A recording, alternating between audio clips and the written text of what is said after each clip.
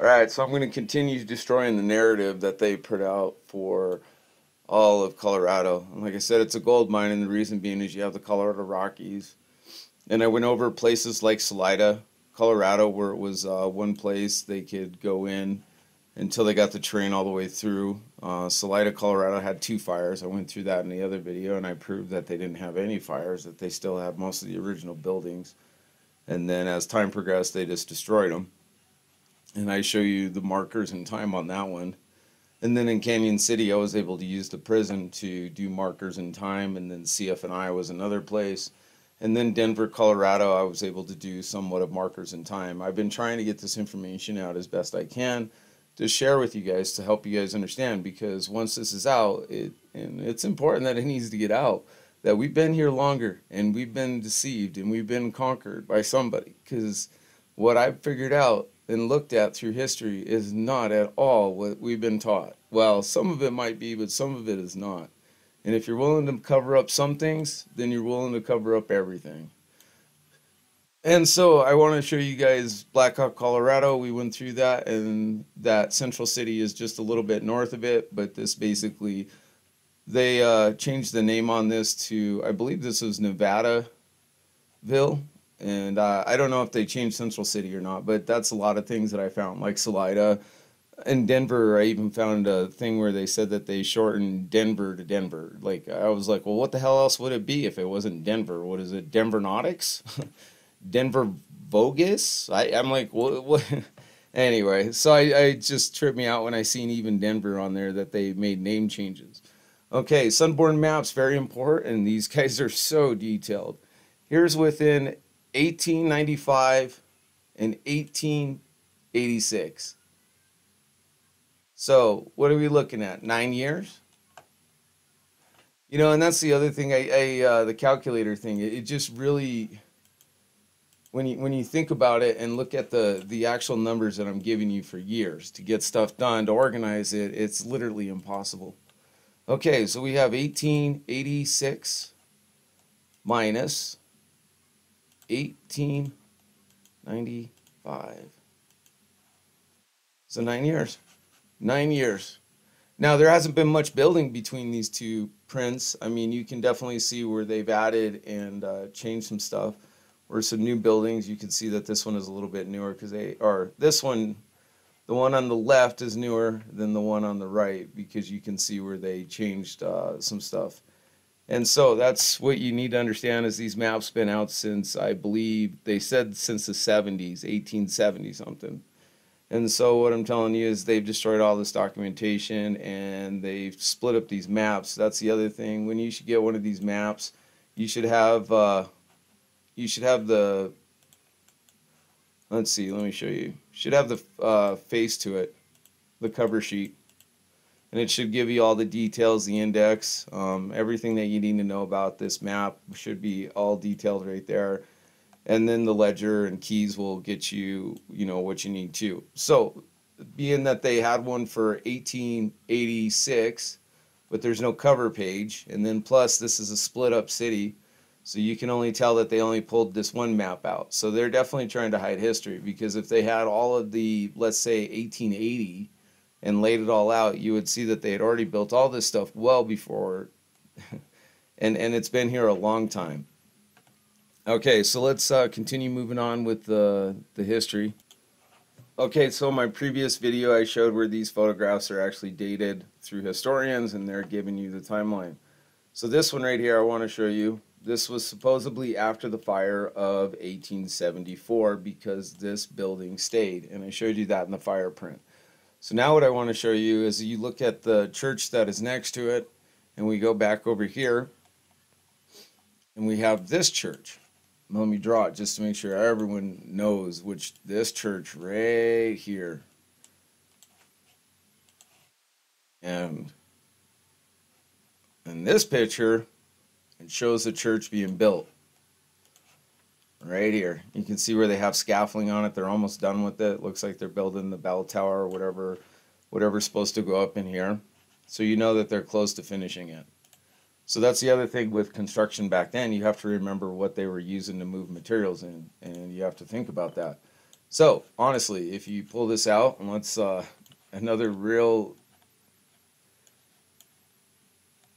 understanding of what they actually did. So you have to understand that anything that they needed had to come from Denver in order to get up to Blackhawk. That's just it. There was no back way into Blackhawk. I mean, there might have been a single track, horse track, or something like that, deer track, trails, something of that nature to get you through. But they even tell you that in the history lessons of Colorado that they were all mostly native roads, that they're a single track, and there was no other way to go. So when you're coming into Denver until you got the railroad in 1870, and so I'm assuming in 1872, 3 is when Blackhawk got it. Now the thing is I can't really narrow it down, and then plus the fire kind of throws some stuff off. And then too, if you're getting anything until the train got there, you probably had, and this is what I know that they've altered history and everything. So there was probably a train line that went from Kansas City into Pueblo, Colorado, because that was the main transfer hub of the United States east of the Mississippi. So because of that, I guarantee they went to Pueblo first, and then that's why Denver got bypassed twice, because they were like, no, we don't need to go into Denver, and we'll just go to Cheyenne, and then too like this with the Kansas one, because I know it would have went straight to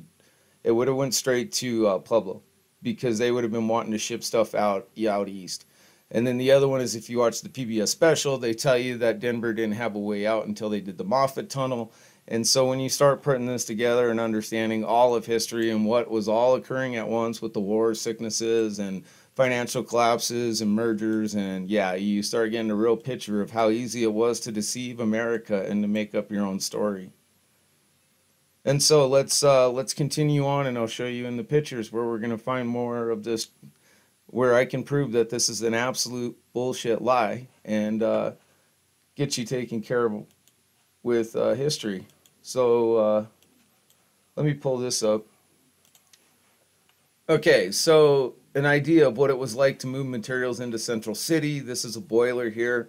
I can guarantee you that they did not come from Denver with this boiler until they got the train, because they would have had to have more roads laid out smoother.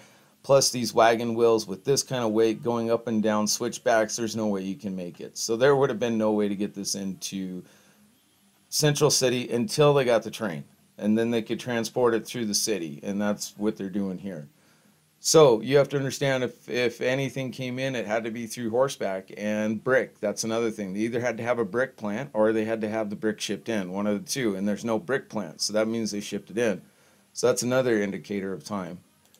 And then if you look at those pictures, and we'll go back to this, where this one shows the schoolhouse, and then the last video I showed you where it was one of the last buildings surviving from what they said, and then this church. And we can see here in this photograph, the beginning of it, the church is just being built. And if you come down here, you can see that the school is not there. And if you go up here, let's start placing some houses.